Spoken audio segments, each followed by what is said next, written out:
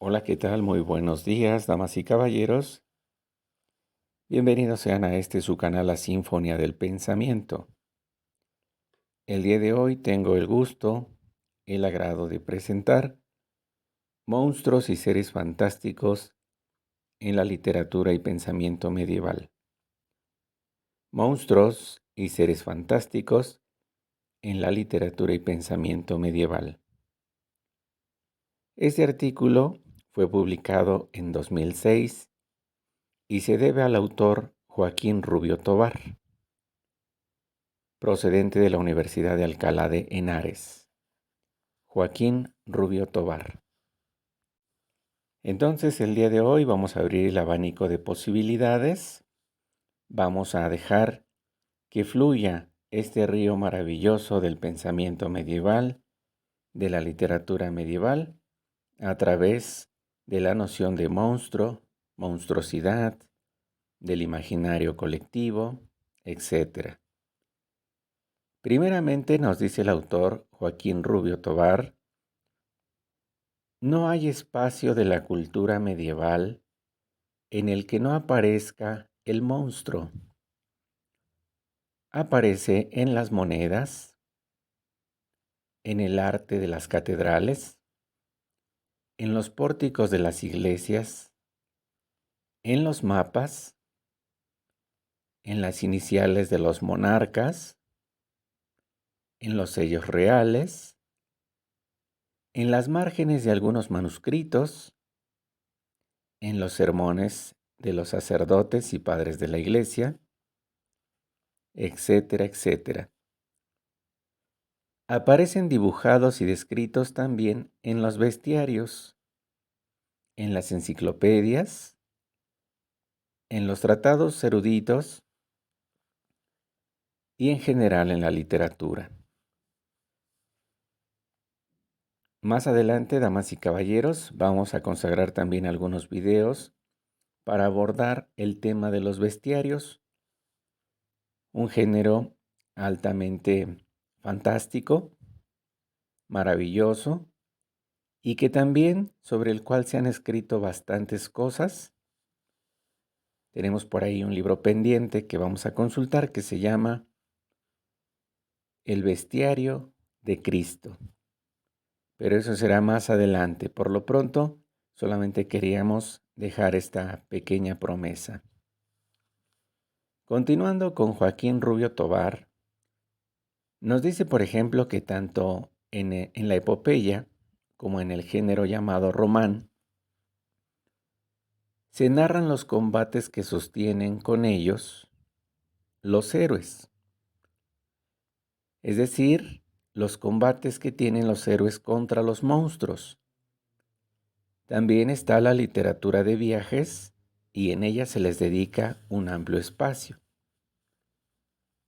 Aquí aparece otra promesa donde vamos a abordar los libros de viaje de Julio Verne, pero también, aparte de esta literatura de ficción, vamos a tener la literatura que tiene que ver con los viajes de Marco Polo,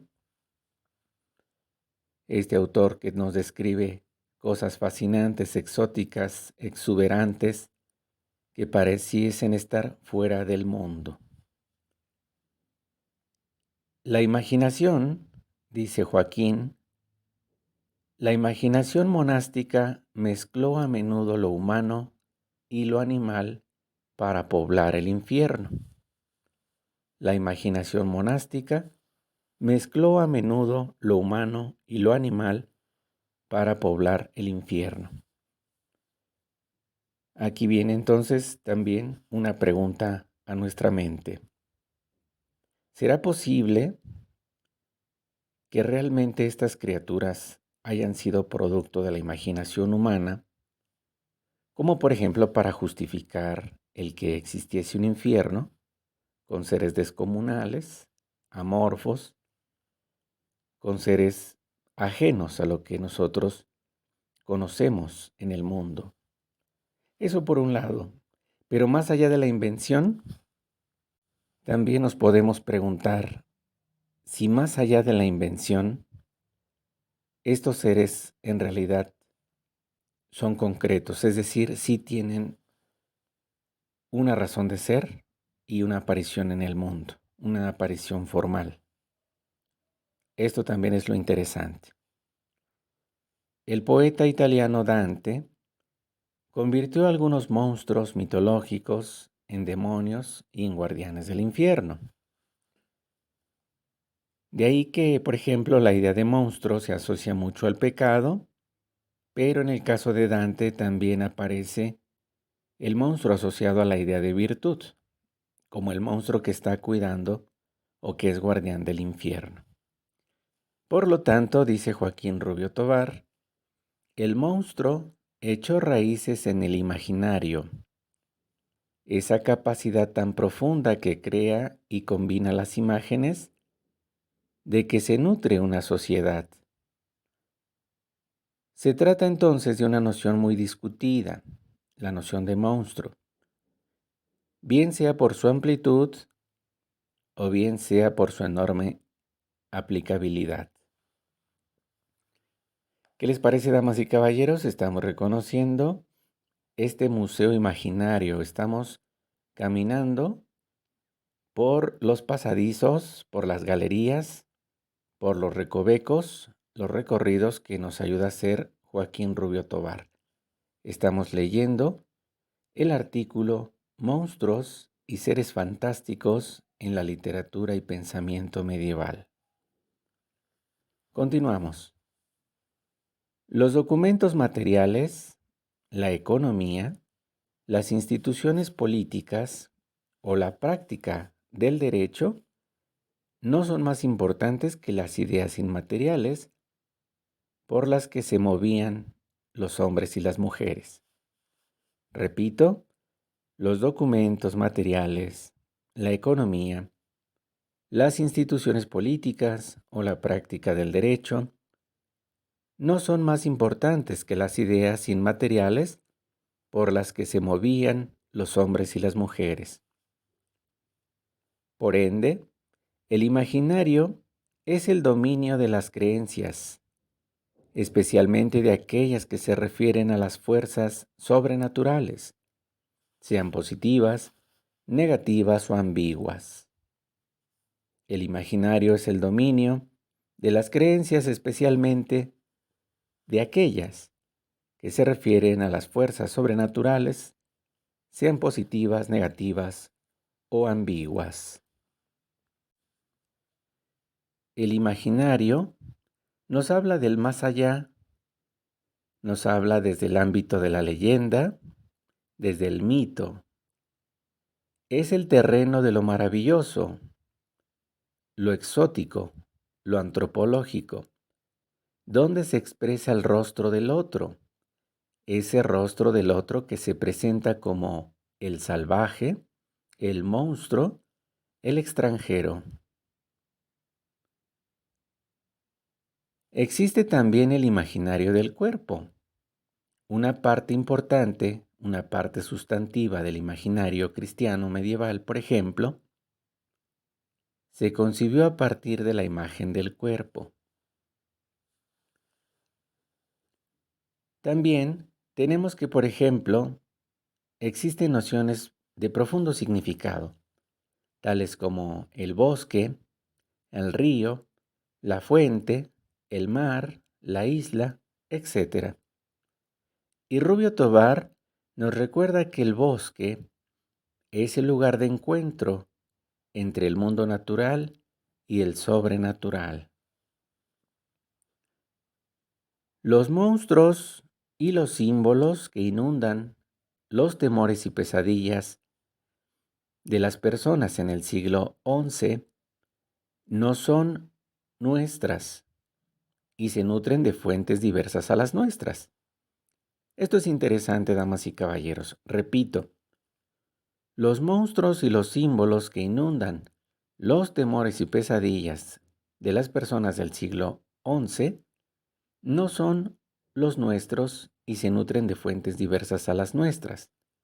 O sea, esos temores que en el siglo XI aparecían en los sueños, esas pesadillas, esos contenidos que atormentaban a las personas del siglo XI no son ahora las que nos atormentan a nosotros.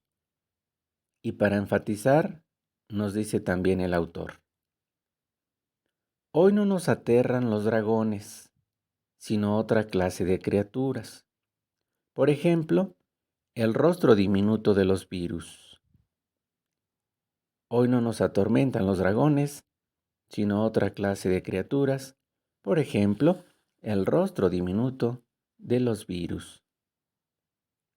Los monstruos nacen de un pensamiento universal y colectivo.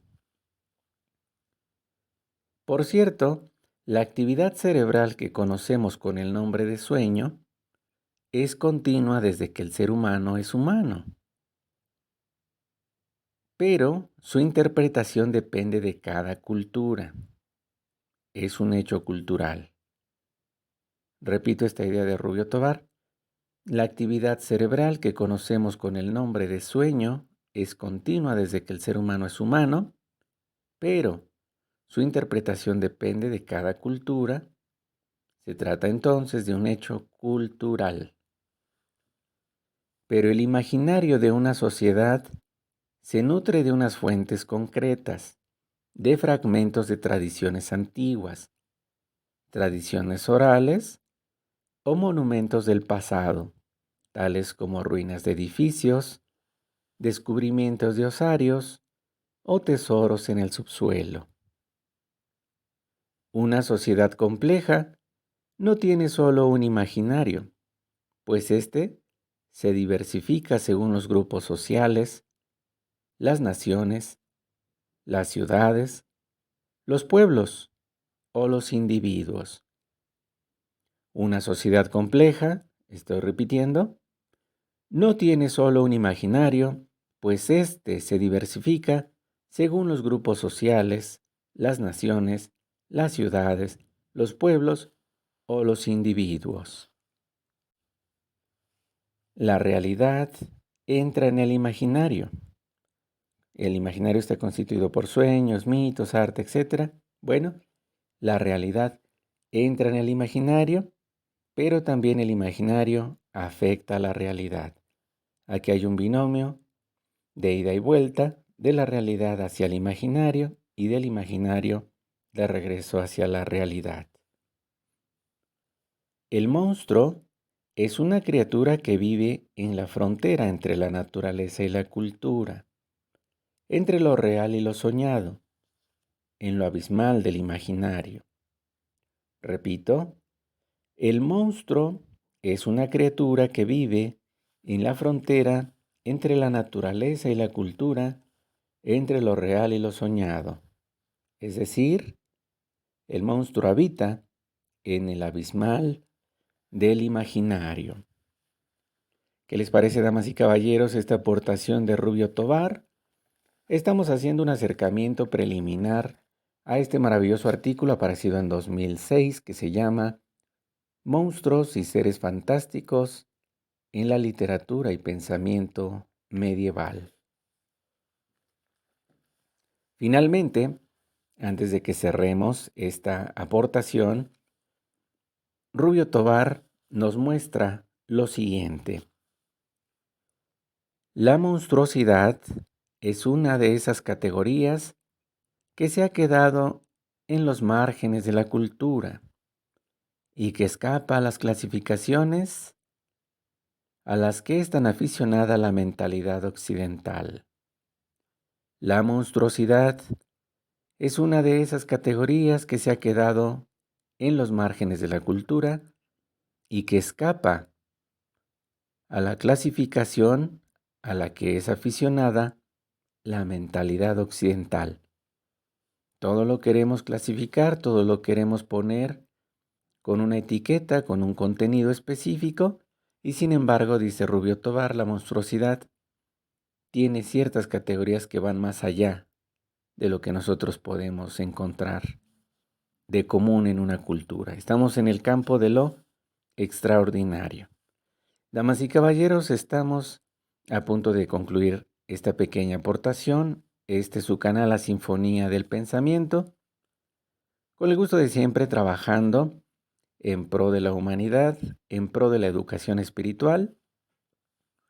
Estamos nutriéndonos de diversas fuentes, estamos acercándonos, prácticamente tocando con las manos esas aguas cristalinas del conocimiento, las aguas puras que emanan del río de la cultura, de ese río espléndido. Bueno, damas y caballeros, vamos a despedirnos por el momento, pero habrá más contenido. Muchas gracias por su preferencia. Excelente día.